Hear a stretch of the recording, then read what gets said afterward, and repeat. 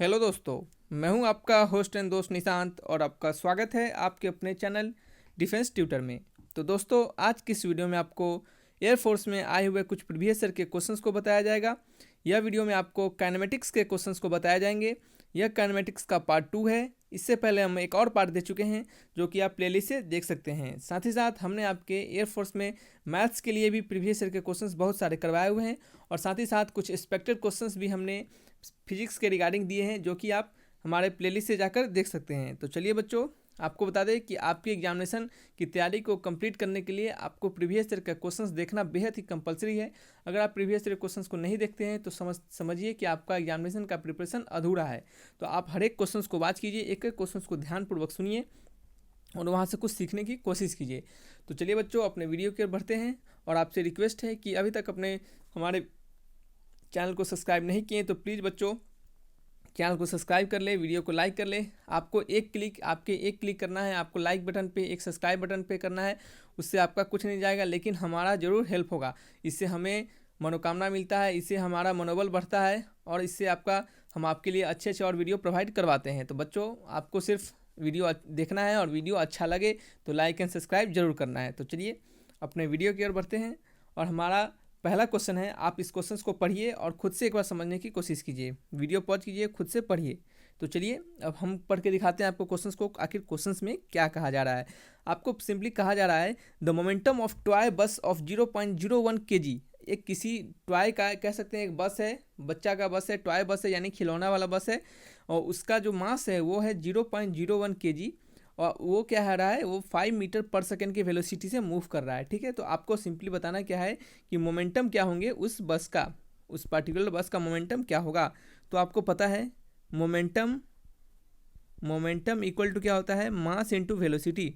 और मोमेंटम को हम पी से भी डिनोट करते हैं, लीनियर मोमेंटम को, और ये होता है आपका मास इनटू वेलोसिटी।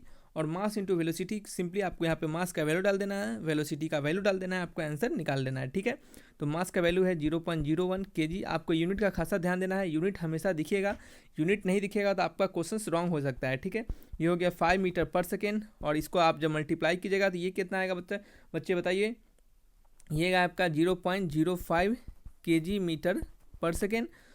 क्या हो गया, केजी मीटर पर सेकेंड। यह क्या हो गया आपका केजी मीटर पर सेकेंड। और इसे हम क्या कह सकते हैं, इसे कह सकते हैं आपका मोमेंटम। क्या कह सकते हैं, इसे कहते हैं हम आपका मोमेंटम। मोमेंटम का यूनिट भी यही होता है, केजी मीटर पर सेकेंड। ठीक है, तो कौन सा ऑप्शन आपके इसके रिगार्डिंग सही है, option A is the right answer, यानी 0.05 केजी मीटर पर सेकेंड। यूनिट को ध्यान रखिए, ये यूनिट जो है आपका बच्चों, ये यूनिट जो आपका ऐसा यूनिट है, आपको सीजीएस यूनिट में देगा। अगर आपको ऑप्शन ऐसा यूनिट में दिया हो तो आपको उसमें कन्वर्ट करना पड़ेगा, ध्यान रखिएगा इस बात को। अब बच्चों आपको बताना है impulse is equal to, next question है आपका, impulse is equal to, impulse किसके बराबर होता है। ठीक है, इम्पल्स किसके बराबर होता है, तो बच्चों हम आपको बता दें कि इम्पल्स का, इसके पहले आपको इम्पल्स का डेफिनेशन जानना बहुत ही जरूरी है। इम्पल्स इक्वल टू क्या होता है, इम्पल्स इक्वल टू होता है चेंज इन मोमेंटम। ठीक है, चेंज इन मोमेंटम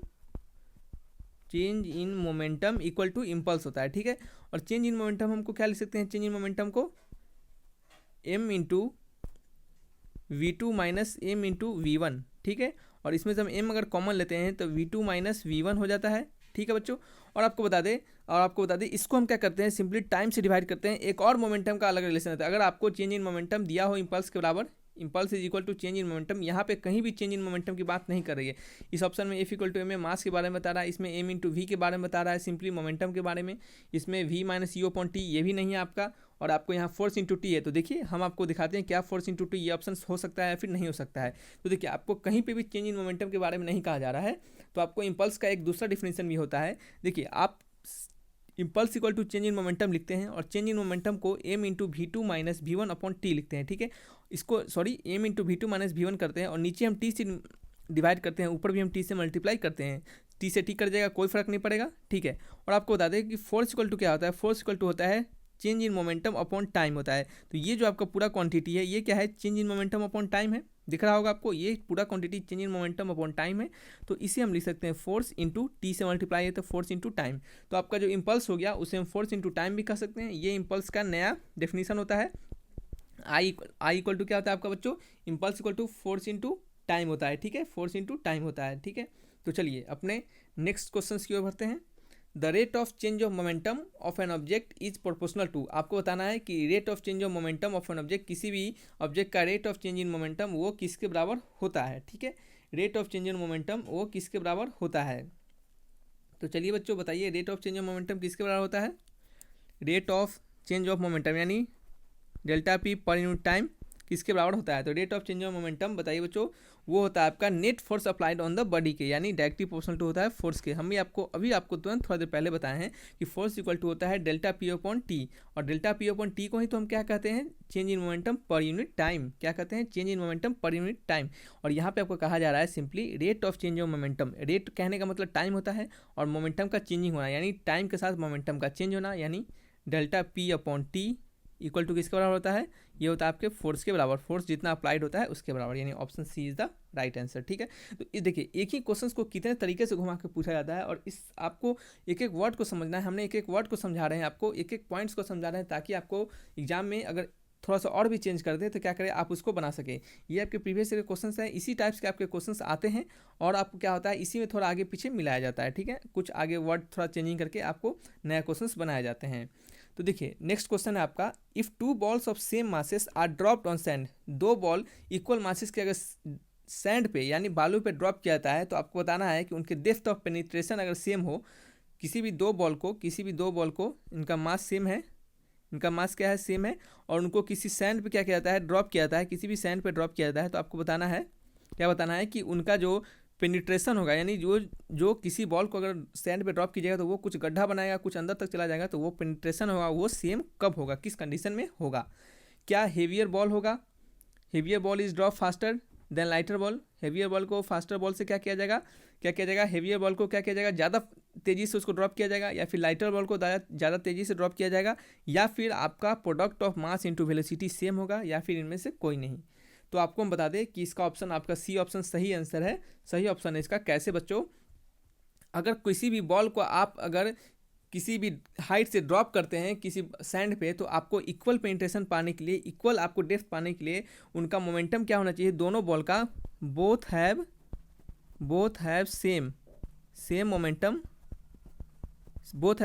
और सेम मोमेंटम कहने का मतलब उनका मास इंटू वेलोसिटी का प्रोडक्ट क्या होना चाहिए, इक्वल होना चाहिए। भले आगे कुछ भी आगे पीछे मास हो सकते हैं, वेलोसिटी भी हो सकते हैं, लेकिन उनके प्रोडक्ट जो हो वो क्या हो, हमेशा इक्वल होना चाहिए। यानी आपका एम भी क्या होना चाहिए, दोनों बॉडी का इक्वल होना चाहिए, तभी वो क्या करेंगे, सेम डेप्थ को बनाएंगे। ठीक है, तो चलिए बच्चों नेक्स्ट क्वेश्चन की ओर। एक कॉइन प्लेस्ड ऑन कार्ड, किसी कॉइन को कार्ड पे प्लेस किया जा रहा है। कार्ड कहने का मतलब होता है कि rested at edge of the glass के कोने पे, एज पे। ठीक है, तो आपको बताना है कि वो कॉइन जो होता है वो रिमेन्स एट रेस्ट, वो एक ही जगह स्थिर रहता है। ऐसा क्यों होता है, inertia of rest, two forces acting on coin which balance each other, या फिर no unbalanced force act on it, या फिर ऑल ऑफ दीज, इनमें से सभी। तो चलिए बच्चों आपको इसको सोच के बताना है, थोड़ा बढ़िया क्वेश्चन है ये। हम आपको इसका आंसर बताएंगे, option B is the right answer. देखिए ऑप्शन ए क्या करते हैं, बहुत सारे बच्चे ऑप्शन ए लगा देते हैं, बहुत सारे बच्चों का ऑप्शन ए सही आ रहा होगा, लेकिन वो क्या ऑप्शन गलत है। उसका रीजन हम बताएंगे कैसे गलत है, ये ऑप्शन ए किस कंडीशन में आपका सही होगा।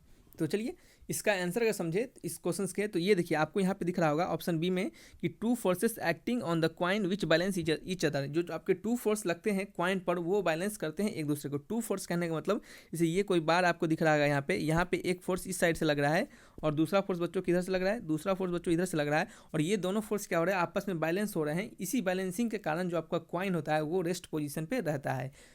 बहुत सारे बच्चों का आंसर ए आ रहा होगा, तो उनके लिए बता दें कि आंसर ए कब सही होता है। अगर आपसे पूछता इसी क्वेश्चंस को कि अगर कोई ग्लास है, इस ग्लास में कुछ वाटर या फिर कुछ रखा गया हुआ है, और इस पर क्या किया जाए, एक पेज रखा हुआ है, एक पेपर रखा हुआ है, और इस पेपर पे क्या है, एक कॉइन रखा गया हुआ है, और इस पेपर को हम एक जल्दी तेज़ी से एकदम किसी भी वेलोसिटी से क्या करते हैं, उसको खींचते हैं, जल्दी से किसी भी वेलोसिटी क्या करते हैं, उसको खींच लेते हैं, तो देखते हैं कि आपका जो कॉइन होता है वो नहीं मूव करता है, वो क्या होता है वहीं पे इसी ग्लास में क्या करता है, इसी ग्लास में ड्रॉप कर जाता है। वो जो आपका कॉइन है इसी ग्लास में ड्रॉप कर जाता है, तो आपको पूछेगा कि किस कारण से वो ग्लास में ड्रॉप कर जाता है, वो पेपर के साथ आगे नहीं बढ़ता है। तो आप तो उस कंडीशन में आपको ये ऑप्शन लगाना है, यानी इनर्शिया ऑफ रेस्ट। उस कंडीशन में जो आपका होता है रेस्ट का, जो इनर्शिया ऑफ रेस्ट होता है वो उस पर अप्लाई होता है। यानी इनर्शिया कहने के अनुसार, इनर्शिया ऑफ रेस्ट कहने के अनुसार कोई बॉडी रेस्ट में रहता है तो वो रेस्ट में ही रहना चाहता है। तो सिमिलरली जो कॉइन है आपके वो पेपर पे रेस्ट में रखा हुआ है, अगर आप उस पेपर को घिसते हैं तो कॉइन चाहेगा अपने आप को रेस्ट में रखना, और वो रेस्ट में रखने के कारण इस ग्लास में गिर जाएगा। ठीक है, तो उस कंडीशन में आपको ये ऑप्शन लगाना है। तो चलिए बच्चों, ये वीडियो को यहीं तक रखते हैं। अगर आपको वीडियो अच्छा लगा होगा, वीडियो से कुछ भी सीखे होंगे, तो बच्चों प्लीज़ वीडियो को लाइक कीजिएगा, चैनल को जरूर सब्सक्राइब करके ही जाइएगा। तो चलिए बच्चों, फिर मिलेंगे अच्छे वीडियो के साथ, तब तक के लिए बाय बाय।